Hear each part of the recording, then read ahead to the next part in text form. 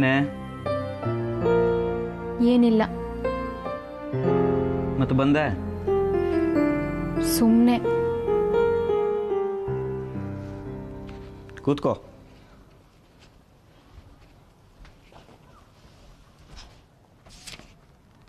ಹೇಳು. ಬುದ್ಧಿವಂತ ನೀನು, ಚೆನ್ನಾಗಿ ಮಾತಾಡ್ತೀಯ. ಥ್ಯಾಂಕ್ಸ್. ನನಗೂ ಅಮ್ಮಗೆ ಏನಾದರೂ ಹೇಳಬೇಕು ಅನ್ನಿಸ್ತು, ಹೇಳಿದೆ. ಏನು? ತಪ್ಪು ಮಾಡಿದ್ನೇನೋ. ಏನು ಹೇಳಿದ್ಯೆ? ಅಮ್ಮನಿಗೆ ಆಫೀಸಲ್ಲಿ ಅವಮಾನ ಆಗಿದೆ, ಬೇಜಾರಾಗಿತ್ತು. ಕೆಲಸ ಬಿಟ್ಟರೆ ಎಲ್ರಿಗೂ ತೊಂದರೆ ಅಲ್ವಾ? ಅದಕ್ಕೆ ಅವ್ರು ನಿನ್ಗೆ ಅವಮಾನ ಮಾಡಿದ್ದಾರೆ, ಆಡ್ಕೊಂಡು ತಿರುಗ್ತಿದ್ದಾರೆ. ಅವ್ರನ್ನೂ ಅದೇ ಸ್ಥಿತಿಗೆ ಮುಟ್ಸು ಅಂದೆ. ಅಂದ್ರೆ ಅಮ್ಮನಿಗೆ ಬುದ್ಧಿ ಇದೆ, ಅಧಿಕಾರ ಇದೆ, ಕಾನೂನು ಗೊತ್ತಿದೆ. ಕಳ್ತನ ಮಾಡಿರೋದು ಅವರು, ತೆರಿಗೆ ಕದ್ದಿರೋದು ಅವರು. ಅವರನ್ನ ಸಿಕ್ಕಾಕ್ಸಿ ನರಳಿಸ್ಬೇಕಪ್ಪ. ಅದು ಬಿಟ್ಟು ಇವ್ರು ಹತ್ಕೊಂಡು ಮನೆಗೆ ಬರ್ತಾರೆ. ಬದಲಿಗೆ ಅವರನ್ನೇ ಸಿಕ್ಕಾಕ್ಸು, ಅವರೇ ಅಳ್ಳಿ ಹಿಂದೆ. ಸರಿ. ಸರಿನಾ? ಅಮ್ಮ ಕೆಲಸ ಬಿಡೋ ಅವಶ್ಯಕತೆನೇ ಬರಲ್ಲ ಕಣೆ. ಅಂದ್ರೆ ಅದು ತಾನಾಗೆ ಹೋಗುತ್ತೆ. ಅವರು ಗಂಡ ಹೆಂಡತಿ ಲಾಯರ್ಸು, ತುಂಬಾ ಫೇಮಸ್ಸು, ಕೋಟ್ಯಾಂತರ ರೂಪಾಯಿ ಆಸ್ತಿ ಇದೆ, ಕಾಂಟ್ಯಾಕ್ಟ್ಸ್ ಚೆನ್ನಾಗಿದೆ. ಮೇಲಿನವ್ರಿಗೂ ಹೋಗ್ತಾರೆ, ಖರ್ಚು ಮಾಡ್ತಾರೆ. ಇಂಥ ಆಫೀಸರ್ ಸರಿ ಇಲ್ಲ, ಸಮಸ್ಯೆ ಅಂತಾರೆ, ಅಮ್ಮನ್ನ ತೆಗೆದು ಎಸಿತಾರೆ ಅಷ್ಟೇ. ಅದ್ರಲ್ಲಿ ಅಮ್ಮಂದೇನೋ ತಪ್ಪು? ಅವ್ರ ಕೆಲಸ ಅವ್ರು ಮಾಡ್ತಾ ಇದ್ದಾರೆ. ಕದ್ದಿರೋದು ವಕೀಲರಲ್ವಾ? ಅಮ್ಮ ಸರಿ, ಅವ್ರ ತಪ್ಪು. ಹೇ ಪೆದ್ದು, ಇಲ್ಲಿ ಕೇಳೆ. ಅಪ್ಪ ಅತಿಯಾಗಿ ಮಡಿ ಮೈಲಿಗೆ ಮಾಡ್ತಾರೆ, ಅವರಿಗೆ ಸಮಾಧಾನ ಮಾಡ್ತಾರೆ. ನಿನಗೆ, ಅಮ್ಮನಿಗೆ ಮತ್ತೆ ನನಗೆ ಯಾಕೆ ಇರಿಟೇಟ್ ಆಗುತ್ತೆ? ಹೋಟೆಲಲ್ಲಿ ತಿನ್ನಬೇಡ ಅಂತಾರೆ, ತಿಥಿ ಮಧ್ಯಾಹ್ನ 3:00ವರೆಗೂ ಊಟ ಇಲ್ಲ, ಉಪವಾಸ, ಹಬ್ಬ ಹರಿದಿನ, ಪೂಜೆ ಇಲ್ಲದೆ ತಿಂಡಿ ಇಲ್ಲ, ಇರಿಟೇಟ್ ಆಗತ್ತೆ. ಅಲ್ಲಿಗೇನು? ಅವ್ರ ಪಾಡಿಗವರು ಏನು ಮಾಡ್ಕೊಂಡ್ರು ಸಮಸ್ಯೆ ಇಲ್ಲ, ನಮ್ಮ ಮೇಲೆ ಹೇರಿದ್ರೆ ಸಮಸ್ಯೆ. ಅಮ್ಮಂದು ಅದೇ ಪ್ರಾಮಾಣಿಕತೆ, ಕಳ್ಳತನ ಬೇಡ ಅಂತಾರೆ. ಅವ್ರ ಮನಸ್ಸಿಗೆ ಅದು ಸರಿ, ಹಾಗಿದ್ದಾರೆ. ಆದರೆ ವಕೀಲರು, ಅವ್ರಿಗೆ ಅವ್ರು ಬದುಕ್ತಿರೋದೇ ಸರಿ. ಕೋಟ್ಯಾಂತರ ದುಡಿಬೇಕು, ತೆರಿಗೆ ಕೊಡಬಾರ್ದು, ಅದು ಬುದ್ಧಿವಂತಿಕೆ. ಅಮ್ಮ ಅವ್ರ ಪಾಡಿಗೆ ಅವರಿದ್ರೆ ಏನು ಸಮಸ್ಯೆ ಇಲ್ಲ ಕಣೆ. ನೀವು ಹಾಗೇ ಇರಬೇಕು ಅಂತ ಹೇರಕ್ಕೆ ಹೊರಟ್ರೆ ಸಮಸ್ಯೆ ಆಗುತ್ತೆ. ಮತ್ತೆ ಏನಿಲ್ಲ, ಸಾಧ್ಯವಾದರೆ ಅಡ್ಜಸ್ಟ್ ಆಗಬೇಕು, ಇಲ್ಲ ಅಂದ್ರೆ ಅನುಭವಿಸ್ಬೇಕು ಅಷ್ಟೇ.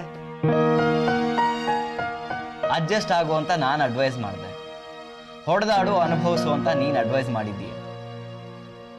ಅಮ್ಮ ನನಗೆ ನಿನಗೆ ಅಮ್ಮ, ಅವ್ರಿಗೆ ಬುದ್ಧಿ ಇದೆ, ಏನು ಮಾಡಬೇಕು ಅಂತ ಗೊತ್ತಿದೆ. ಅವ್ರಿಗೆ ಸೌಕರ್ಯದ್ದು ಮಾಡ್ತಾರೆ ಬಿಡು. ಹೋಗು ಮಲ್ಕೋ.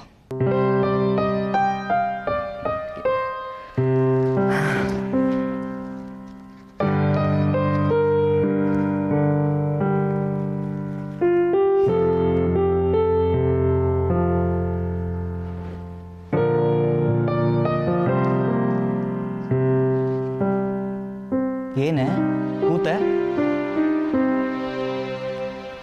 ಹೇಳ್ಬಿಡ್ಲಾ, ಡಾನ್ಸ್ ಬೇಡ, ಬಾಂಬೆಗೆ ಹೋಗಲ್ಲ ಅಂತ?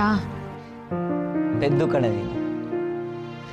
ಸಮಸ್ಯೆ ಬರೀ ನಿನ್ನ ಡ್ಯಾನ್ಸು, ಅದರ ಖರ್ಚು ಅಷ್ಟೇ ಅಲ್ಲ. ನನ್ನ ಖರ್ಚಿದೆ, ಅಪ್ಪನ ಕಾಯಿಲೆದಿದೆ, ಮುಂದೆ ನಿನ್ನ ಮದುವೆದಿದೆ. ಅಮ್ಮಂಗೆ ವಯಸ್ಸಾಗ್ತಿದೆ ಕಣೆ, ದುಡಿಯೋ ಶಕ್ತಿ ಕಮ್ಮಿ ಆಗ್ತಿದೆ. ಸ್ವಂತಕ್ಕೆ ಒಂದು ಮನೆ ಇದ್ರೆ ಚೆನ್ನ ಅನ್ನಿಸ್ತಿದೆ. ಅಮ್ಮನಿಗೂ ಸಹಜವಾಗಿ ಆಸೆಗಳು ಕಾಡಿರಬಹುದು, ಅದು ಇಲ್ಲಿಗೆ ಬಂದು ಮುಟ್ಟಿರಬಹುದು. ನೀನು ಬಾಂಬೆಗೆ ಹೋಗು ಬಿಡು, ಅದು ಇದಕ್ಕೆ ಉತ್ತರ ಆಗಲ್ಲ. ಚೆನ್ನಾಗಿ ಡ್ಯಾನ್ಸ್ ಮಾಡ್ತೀಯಾ? ಅವಕಾಶವಾದರೆ ಒಂದು 10 ಕಡೆ ಪ್ರೋಗ್ರಾಮ್ ಕೊಡು, ನೋಡಿದವರು ಹೊಗಳ್ತಾರೆ, ಮನಸ್ಸಿಗೆ ಸಂತೋಷ ಆಗುತ್ತೆ.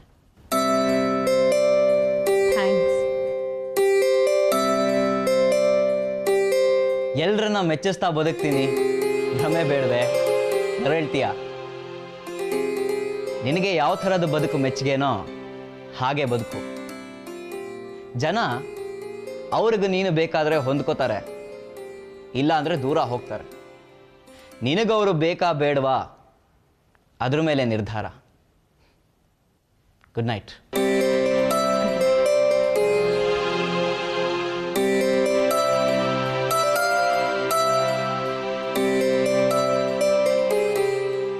ನಾನೇನು ದುಂಬಾಲ್ ಬಿದ್ದಿರ್ಲಿಲ್ಲ. 1-2 ಸಲ ಪ್ರಸ್ತಾಪ ಮಾಡ್ದ, ಅಷ್ಟು ಮುಖ್ಯ ಅನ್ನಿಸ್ಲಿಲ್ಲ, ತೇಲಿಸ್ದೆ. ಮತ್ತೆ ಬಂದು ಪ್ರಸ್ತಾಪ ಮಾಡ್ದ. ಕಾಯ್ತಾ ಇದ್ದೆ, ಹ್ಞೂ ಅಂದೆ. ಏನಿಲ್ಲ. ಆಯ್ತು, ಇಲ್ಲ ಚಿಕ್ಕ ವಯಸ್ಸಿಂದನೂ ಪರಿಚಯ, ಯಾಕೆ ಆಗ್ಬಾರ್ದು ಅನ್ನಿಸ್ತು, ಹ್ಞೂ ಅಂದೆ. ಇಲ್ಲ. ಅವನ ಮನ್ಸಿಗೆ ಯಾಕೆ ನೋವು ಮಾಡೋದು, ಅದಕ್ಕೆ ಹ್ಞೂ ಅಂದೆ. ಹ್ಞೂ. ವಿಷಯ ಇಷ್ಟಕ್ಕೆ ನಿಲ್ಲಿಸ್ಬೇಕಿತ್ತಲ್ವಾ, ಮುಂದೆ ಯಾಕೆ ಎದಕ್ತೆ? ಬಂದಿರೋದು ಇಷ್ಟಕ್ಕೆ ಅಲ್ಲ, ಬೇರೆ ಏನೋ ಕಾರಣ ಇದೆ. ಯಾಕೆ ಬೇಕಿತ್ತು ನಿನ್ಗೆ? ಇದ್ರೆ ಸತ್ಯ ಗೊತ್ತಾಗ್ಲಿ ಅಂತ ಕೇಳ್ದೆ. ಇಲ್ಲ, ಅಹಂಕಾರ. ಅವನು ನಿನ್ನ ಹತ್ರ ಸುಳ್ಳು ಹೇಳಬೇಕಾಗಿತ್ತು.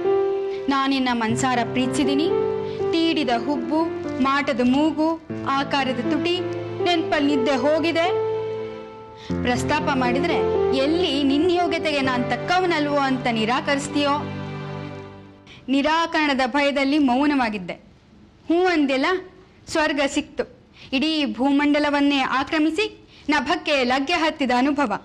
ಕಾರಣಕರ್ತೆ ನೀನು ಅಲ್ವಾ? ಅದಲ್ವಾ ಹೇಳ್ಬೇಕಾದ್ದು? ಅದು ಬಿಟ್ಟ ಅಮೇರಿಕಾಗ್ ಹೋಗ್ಬೇಕು, ಕಾಸು ಬೇಕು, ನಿಮ್ಮ ಅಪ್ಪಂಗೆ ಹೇಳಿ ಕಾಸು ಕೊಡ್ಸು. ಉಬ್ಬೋಗಿದ್ದೆ ಕಣೆ, ತುಸ್ ಅನ್ನಿಸ್ಬಿಟ್ಟ. ಕಾಸು ತಾನೇ ಬೇಕು, ತಗೊಳ್ಳಿ, ಹೋಗ್ಲಿ, ಅದಕ್ಕೆ ಮದುವೆ ಯಾಕೆ ಬೇಕು? ಬೇಕಿಲ್ಲ. ಆ ಲೆಕ್ಕಕ್ಕೆ ನನ್ ಕಟ್ಕೊಂಡವನೇ ವಾಸಿ. ವರದಕ್ಷಿಣೆ ಬೇಡ ಅಂದ, ಮದುವೆ ಹೀಗೆ ಆಗ್ಬೇಕು ಹಠ ಇರಲಿಲ್ಲ. ಓದಿದ್ ಕಮ್ಮಿ, ಸಮಸ್ಯೆನೇ ಇಲ್ಲ. ಚಿನ್ನ ಬೆಳ್ಳಿ, ಅಯ್ಯೋ ಹುಡುಗಿನೇ ಬಂಗಾರ. ಹೀಗೆ ಕರ್ಕೊಂಡು ಹೋಗಿ ಹಾಗೆ ಕಳ್ಸೋದನ್ನ ಮೊದಲೇ ನಿರ್ಧರಿಸ್ಬಿಟ್ಟಿದ್ನೋ ಏನೋ. ಒಂದಿಷ್ಟು ಕಾಸಾದ್ರೂ ಕೊಟ್ಟಿದ್ರೆ ಚೆನ್ನಾಗಿರ್ತಿದ್ ಕಣೆ. ಬರೀ ಹುಡುಗಿನ ಇಷ್ಟು ಕಾಸು ಕೊಟ್ಟಿದ್ದೀವಿ, ವಾಪಸ್ ಕಳ್ಸೋದಾದ್ರೆ ಅದ್ರ ಸಮೇತ ಕಳ್ಸೋ. ಸಾಕು ಬಿಡೆ. ಇಲ್ಲಿ ಕೇಳೆ, ಕಮ್ಮಿ ಅಂದ್ರು ಅಪ್ಪ 2 ಲಕ್ಷ ಖರ್ಚು ಮಾಡಿರ್ಬೋದು. ಇಷ್ಟೇ ಅಂದಿದ್ರೆ ಸುಮ್ಮನೆ ನಾನೇ ಹೀಗೆ ಹೋಗಿ ಹಾಗೆ ಬರ್ಬೋದಾಗಿತ್ತು. ಕಾಸು ಉಳ್ದಿರೋದು ಮಗುಗೂ ಆಗ್ತಿತ್ತು. ಬೇಡಮ್ಮ ತಾಯಿ, ಕೈ ಮುಗಿತೀನಿ, ನಿಲ್ಸು. ಕೈ ಮೇಲೆ ಕೈ ಇಟ್ಟು ಧಾರೆ ಎರೆದು ತಲೆ ಮೇಲೆ ಅಕ್ಷತೆ. ಮದುವೆನ ಮಾಡಿದ್ದು ಮಗಳಿಗೆ ಎಳ್ಳು ನೀರು ಬಿಟ್ಟಿದ್ದು. ವಾಪಸ್ ಬಂದು ಕೂತಿದ್ದು ದೇವ್ವ.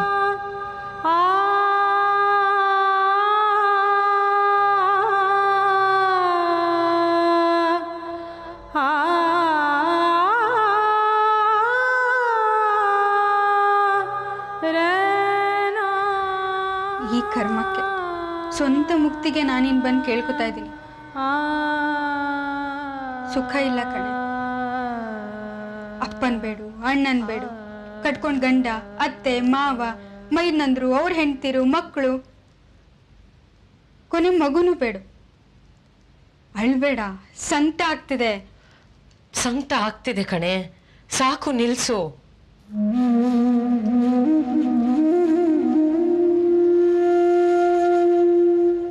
ನೀನ್ ಮದ್ವೆಗೆ ಒಪ್ಕೊಳ್ದೆ ಇದ್ರೆ ನಿಮ್ಮ ಅಪ್ಪ ಅವನಿಗೆ ಹಣ ಕೊಡಲ್ಲ. ಅವನು ಅಪ್ಪನ್ ಬೆನ್ ಹತ್ತಿದಾನೆ. ಕೆಲಸ ಬಿಟ್ಟು ಕೂತಿದ್ದಾರೆ. ಎಜುಕೇಶನ್ ಲೋನ್ ಬೇರೆ. ಬರೋ ಹಣದಲ್ಲಿ ಸಾಲ ತೀರಿಸಿದ್ರೆ ಎಲ್ಲ ಸಾಲ ತೀರ್ತು ಅನ್ನೋ ಸಂಭ್ರಮ. ನಾಳೆ ಬೆಳಗ್ಗೆ ಬದುಕಿಗಿರಲ್ಲ. ಈ ಪರಿಸ್ಥಿತಿಲಿ ಅವನು ಅದನ್ನು ಕಿತ್ಕೊಂಡ್ರೆ? ಹಣ ತಾನೇ ಬೇಕು, ಕೊಡಿಸ್ತೀನಿ. ಕೊಡಲ್ಲ. ಕೊಡ್ತಾರೆ. ನನ್ನಪ್ಪ ಅಮ್ಮ ನಾನ್ ಕೇಳಿದಕ್ಕಿಲ್ಲ ಅನ್ನಲ್ಲ. ನಾಚಿಕೆ ಬಿಟ್ಟು ಹೇಳ್ತೀನಿ ಕೇಳು. ರಘು ನಿನ್ನನ್ನು ಮದುವೆ ಆಗ್ತೀನಿ ಇಂದ.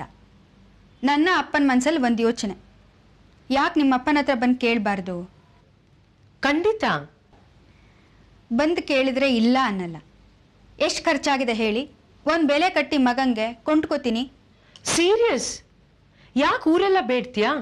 ಇದೊಂದು ಕಡೆ ಮರೆಯಾಗಿ 4 ಗೋಡೆಗಳ ಮಧ್ಯ ಕೇಳ್ಬಿಡು.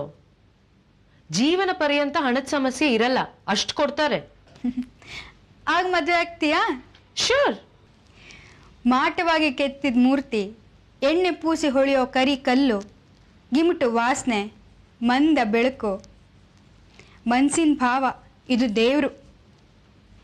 ವರ ಕೇಳ್ತಿದ್ದ ಹಾಗೆ ದೇವ್ರ ಮಾಯ, ಉಳ್ತಿದ್ದ ಬರೀ ಮೂರ್ತಿ, ಮ್ಯೂಸಿಯಂ ಪೀಸ್, ಶಿಲೆಯಲ್ಲಿ ಕೆತ್ತಿದ ಸುಂದರ ಕಲಾಕೃತಿ. ಅರ್ಥವಾಗ್ತಿಲ್ಲ. ಬಂದ್ವಿ, ಕೇಳಿದ್ವಿ, ಅವನ ಬೆಲೆ ಅವನು ಕೇಳಿದಾನೆ. ಮದುವೆ ಆಗೋದಾದ್ರೆ ಕೊಡ್ತೀವಿ, ಇಲ್ದೇದ್ರೆ ಇಲ್ಲ. ಮೇಲ್ ನಿಮ್ಗೊಂದು ಬೆಲೆ, ಕನಸು.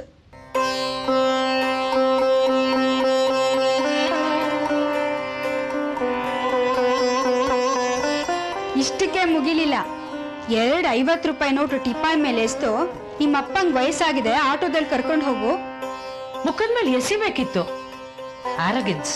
2 50 ರೂಪಾಯಿ ನೋಟು ಎಸೆಯೋದ? ತಗೊಂಡು ಹೋದೆ.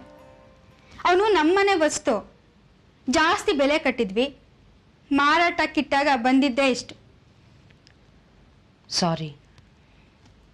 ಆಟೋದಲ್ಲಿ ಹೋಗಲಿಲ್ಲ. ಬೇಗ ಮನೆಗೆ ತಾನೇ ಯಾಕೆ ಹೋಗ್ಬೇಕು? ಕೆಲಸ ಇರಲಿಲ್ಲ, ಬಸ್ಸಲ್ಲೇ ಹೋದ್ವಿ.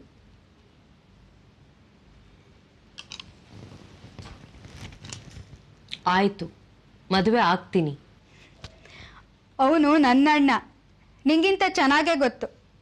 ಹಣದ ವ್ಯವಸ್ಥೆ ಎಲ್ಲ ಮುಗಿದು ಅಲ್ಲಿಗೆ ಹೋದ್ಮೇಲೆ ವಾಪಸ್ ಬರ್ತಾನ? ನಂಬಿಕೆ ಇಲ್ಲ. ಅಲ್ಲಿಗೆ ಹೊರಡೋಕ್ ಮೊದಲೇ ಮದುವೆ ಆಗ್ಬಿಡೋ. ಸರಿ. ನನಗೆ ಸಹಾಯ ಆಗೋದಾದ್ರೆ ಆಗ್ತೀಯ ಅಂತ ಗೊತ್ತಿತ್ತು. ಮುಗೀತಲ್ಲ ವಿಷಯ. ಮುಗ್ದ ಹಾಗೆ. ಏನ್ ತಗೋತ್ಯಾ? ಪರ್ಸಲ್ಲಿ ಎಷ್ಟಿದೆ? ತಮಾಷೆ ಬೇಡ, ಹೊಡಿತೀನಿ ನೋಡು. ಬೇಡಕ್ ನಾಚಿಕೆ, ನಗ್ತಾ ಬೇಡದು. ಕೊಟ್ರೆ ಅವಶ್ಯಕತೆಗಾಯ್ತು, ಕೊಡ್ಲಿಲ್ಲ ಅಂದ್ರೆ ತಮಾಷೆ. ತಮಾಷೆಗೆ ಅಂತಲೇ ಕೊಟ್ಬಿಡ್ಬೋದಲ್ವಾ? ಇಲ್ಲ, ಕೊಡಲ್ಲ. ಏನು ಗೊತ್ತಾ, ಹಬ್ಬ ಹರಿದಿನ ಬಂದರೆ ಮಗು ಕೈಗೆ 10 ರೂಪಾಯಿ ಕೊಡ್ತಾನೆ. 10 ರೂಪಾಯಿ ಏನಕ್ಕೂ ಆಗಲ್ಲ. ಆದರೆ ಏನೂ ಇಲ್ಲ ಅಂತ ಮನಸ್ಸಿಗೆ ಬಂದರೆ ಏನಕ್ಕಾದ್ರೂ ಆಗತ್ತೆ ಅನ್ಸುತ್ತಲ್ವಾ? 1.5 ವರ್ಷ ಅದಕ್ಕೆ ದುಡ್ಡು ಅಂತ ಗೊತ್ತಾಗತ್ತೆ ನೋಡು. ಕೊಡಲ್ಲ. ಬಲವಂತವಾದ್ರೆ ನೋಟ್ ಹರಿಯುತ್ತೆ, ಉಪಾಯವಾಗಿ ತಗೋಬೇಕು. ಕಾಯಿನ್ ಕೊಟ್ರೆ ನೋಟ್ ಬಿಟ್ಬಿಡುತ್ತೆ. ಅದಕ್ಕೇನೋ ಕಾಯಿನ್ಗೆ ನೋಟ್ಗಿಂತ ಬೆಲೆ ಅಂತ. ದದ್ದು ಹಬ್ಬ ಹರಿದಿನಕ್ಕೆ ಕಾಯಿನ್ ಹೊಂದಿಸ್ಕೋಬೇಕು. ನಂಬಿಕೆ ಬದುಕು, ಸತ್ಯ ಸಾವು. ಏನ್ ಕೇಳಲಿ ನಾನು? ಹಸು ಆಗ್ತಿದೆ, ಊಟ ಮಾಡಬೇಕು, ಒಬ್ಳಿಗೆ ಬೇಜಾರು. ಕಂಪ್ನಿ ಕೊಡ್ತೀಯಾ? ಎಲ್ಲಿಗೆ ಬಂತು ಯೋಗ್ಯತೆ? ಹಸು ಆಗ್ತಿದ್ರೆ ಊಟ ಮಾಡು. ನೇರವಾಗಿ ಹೇಳೋ ಯೋಗ್ಯತೆನೂ ಉಳಿಸ್ಲಿಲ್ವಲ್ಲ.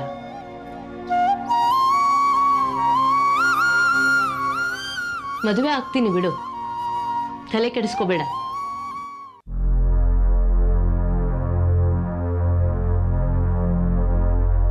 ಸುಖದಲ್ಲಿ ಎಲ್ಲ ಸಂಬಂಧಿಕರೇ, ಕಷ್ಟದಲ್ಲಲ್ವಾ ನೆಂಟ್ರು.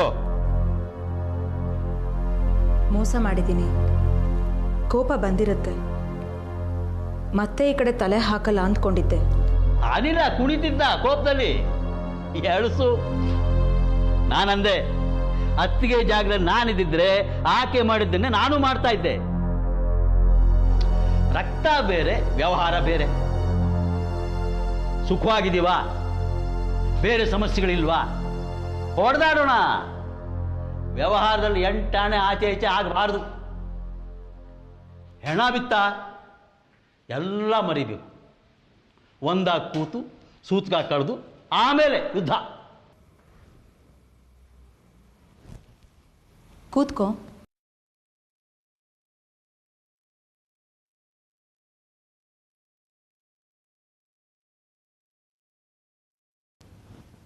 ಹೇಳು ವೆಂಕಟೇಶ. ಓದಿದ್ಯಾ ಮಹಾಭಾರತ?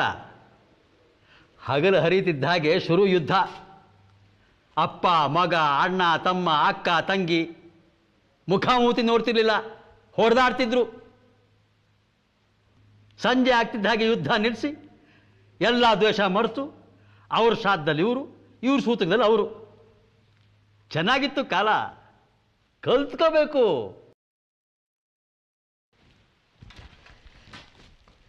ಹೇಳಿ ಅತ್ತಿಗೆ, ನಮ್ಮಿಂದ ಏನಾಗಬೇಕು? ನನಗೇನು ಗೊತ್ತಾಗತ್ತೆ? ಅನುಭವಿಸ್ತಾ ನೀನು ಹೇಳಬೇಕು. ವಿಶ್ವಾಸ ಏನಂತಾನೆ? ಏನು ಮಾಡೋದು ಗೊತ್ತಿಲ್ಲ ಅಂತಾನೆ. ಗೊತ್ತಾಗಲ್ಲ ಪಾಪ, ಮಗು. ಅಲ್ಲಿ ಮಗು ಉಳಿದ್ರೆ ಇಲ್ಲಿ ಅಪಾಯ. ನಿಜ ಹೇಳ್ತೀನಿ ಅತ್ತಿಗೆ, ವಿಷಯ ಕಿವಿ ಬಿದ್ದ ತಕ್ಷಣ ನನಗೆ ಇವನ ಮೇಲೆ ಅನುಮಾನ. ಅಪ್ಪ ಪ್ಲೀಸ್ ಹೊಲ್ಸು, ಆ ವಿಷಯ ಬೇಡ. ವಿಶ್ವಾಸ ಇನ್ನು ಚಿಕ್ಕವನು, ಗೊತ್ತಾಗಲ್ಲ. ನಾನು ಕೂರಿಸ್ಕೊಂಡು ಹೇಳ್ತೀನಿ ಬಿಡಿ. ಈ ಥರದ ವಿಷಯಗಳಲ್ಲಿ ನೀವು ಮಾತಾಡೋದು ತಪ್ಪಾಗತ್ತೆ. ಈಗ ಆಗಿರೋದಕ್ಕೆ ಏನು ಮಾಡೋದು? ತೆಗೆಸೋದು. ಯಾರು? ನಾವು. ಹೇಗೆ? ಹೇಗೆ ಅಂದರೆ ಡಾಕ್ಟರ್ ಹತ್ರ ಕರ್ಕೊಂಡು ಹೋಗೋದು, ಹೀಗೆ ಆಗಿದೆ ಅಂತ ವಿವರಿಸೋದು ಅಷ್ಟೇ. ಯಾರು ಕರ್ಕೊಂಡೋಗ್ಬೇಕು? ನಾವು. ಏನಯ್ಯ, ಹೇಗೆ ಮಾಡೋದು? ಆ ಹುಡುಗಿ ಅಪ್ಪನ ಕರೆಸು, ನೀನು ಮಾತಾಡು. ಒಪ್ತಾನೆ, ಅವನೇ ಜವಾಬ್ದಾರಿ ತಗೋತಾನೆ. ಸರಿ. ಒಪ್ಪದಿದ್ರೆ ನಾನು ಶೇಷಗಿರಿ ಹತ್ರ ಮಾತಾಡ್ತೀನಿ. ಈ ಕೆಲ್ಸಕ್ಕೆ ಸಿಗ್ತಾರೆ ಜನ. ಹೆದರ್ಸಿ ಊರು ಬಿಡಿಸ್ಬೋದು, ಬಲವಂತವಾಗಿ ಹೊತ್ಕೊಂಡು ಹೋಗಿ ಮಗುನ್ ತೆಗೆಸ್ಬೋದು. ಅದು ಬಿಡಿ. ಈಗಿನ ಕಾಲದವರತ್ತಿಗೆ ಬಹಳ ಮುಂದುವರೆದಿದ್ದಾರೆ. ಹೆಚ್ಚು ಕಮ್ಮಿ ಆದರೆ ಪೂರ್ತಿ ಸಂಸಾರನ ಇಲ್ಲ ಅನ್ಸ್ಬಿಡ್ತಾರೆ. ಏನಯ್ಯ? ವಿಶ್ವಾಸ ನಿನ್ನ ತಮ್ಮ, ಇನ್ನು ಮುಂದೆ ಅವನು ಕಾಯೋದು ನಿನ್ನ ಜವಾಬ್ದಾರಿ. ಏನೋ ತಲೆ ಕೆಡ್ಸ್ಕೊಬಿಡಿ ಅದಕ್ಕೆ, ನಾವಿದ್ದೀವಿ. ಥ್ಯಾಂಕ್ಸ್. ಮಾತಾಡಿಸ್ತಾನೆ ಕೂರಿಸ್ದೆ. ಏನು ತಗೋತೀರಿ? ಅಯ್ಯೋ ಏನು ಬೇಡ ಅದಕ್ಕೆ, ಮೊದಲು ಕೈಲಿರೋ ಕೆಲಸ ಆಗಲಿ. ಮನೆಯೊಳಗೆ ಸೇರ್ಸಲ್ಲ ಅಂತಿದ್ದ, ನನಗೆ ಗೊತ್ತಿಲ್ವ ನಮ್ಮ ಅತ್ತಿಗೆ, ನಡಿ ಅಂದೆ. ಏನಯ್ಯ? ಏನು ಕೂತೆ, ಹೊರಡು. ಶುರು ಇನ್ನು ಕೆಲಸ. ಬರ್ತೀವಿ ಅತ್ತಿಗೆ, ಬೆಳಗ್ಗೆ ಆಫೀಸಲ್ಲಿ ನೋಡೋಣ. ಆಫೀಸ್ ಕಡೆ ಬರೋದು ಬೇಡ, ವಿಷಯ ಸುದ್ದಿ ಆಗತ್ತೆ. ಫೋನ್ ಮಾಡಿ ಎಲ್ಲಿ ಯಾವಾಗ ಭೇಟಿ ಆಗೋದು ಹೇಳ್ತೀನಿ. ಅಯ್ಯೋ, ಸಂಸ್ಥೆ ಕೆಲಸಕ್ಕೆ ಬರ್ತಾ ಇರೋದು, ಇದು ಹುಡುಗಿ ವಿಷಯ ಗುಟ್ಟು. ಅಲ್ಲಿ ಖಂಡಿತ ಚರ್ಚೆ ಇಲ್ಲ. ಸದ್ಯಕ್ಕೆ ಸಂಸ್ಥೆ ಕೆಲಸನ ನನಗೆ ಬಿಡು. ಅಂದ್ರೆ ಪಾಲ್ದಾರಿಕೆ ನೀನು ಬಿಟ್ಟಾಯ್ತು. ಸದ್ಯಕ್ಕೆ ಕೆಲಸಕ್ಕೆ ಅನಿಲಿನ ಅವಶ್ಯಕತೆ ಇಲ್ಲ.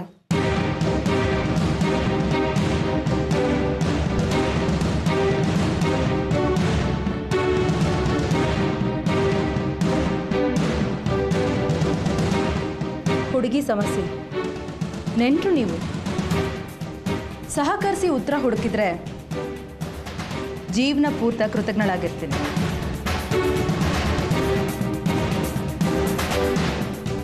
ರಾತ್ರಿ ಸೂಕ್ತದಲ್ಲಿ ಪಕ್ಕದಲ್ಲಿ ಕೂತ್ರು ಅಂತ ಹಗಲು ರಾಜ್ಯ ಕೊಡ್ತಾರ?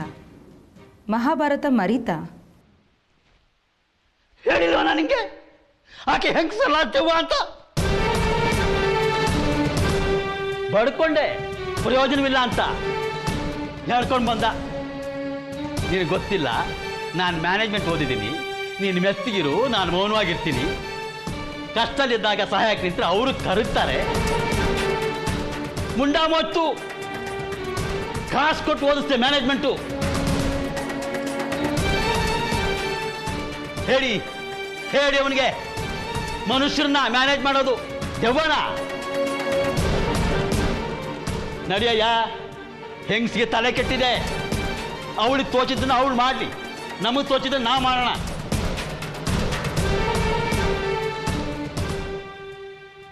ಬಿಡಲ್ಲ ನಾನು, ಕತ್ ಕಾಣಿಸ್ತೀನಿ.